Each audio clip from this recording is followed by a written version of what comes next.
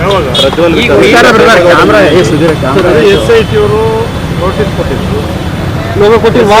SIT ಯಾಕೆ ಹಿಂಗೆ ಮಾಡ್ತಿದ್ರಿ ನೀವು?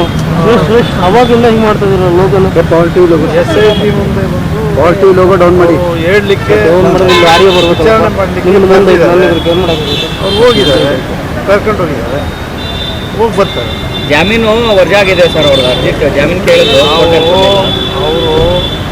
ಅವರೇ ಅವ್ರನ್ನ ಕಿಡ್ನಾಪ್ ಮಾಡಿದ್ರು, ಯಾರು ಮಾಡಿದ್ರು ಅನ್ನೋದೆಲ್ಲ SIT ಮುಂದೆ ಬರುತ್ತೆ.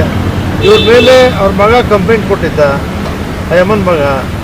ಆ ಆಧಾರದ ಮೇಲೆ ಇವ್ರನ್ನು ಕೂಡ ಅಪರಾಧಿ ಅಂತ ಮಾಡಿದ್ದಾರೆ.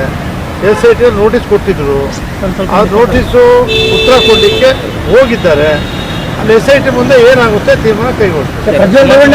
ಮಾತಾಡಿದ್ರ ಸರ್ ಈ ವಿಚಾರ ಕುಮಾರಸ್ವಾಮಿ ಜೊತೆ ಈ ವಿಚಾರ ಮಧ್ಯಾಹ್ನದಿಂದ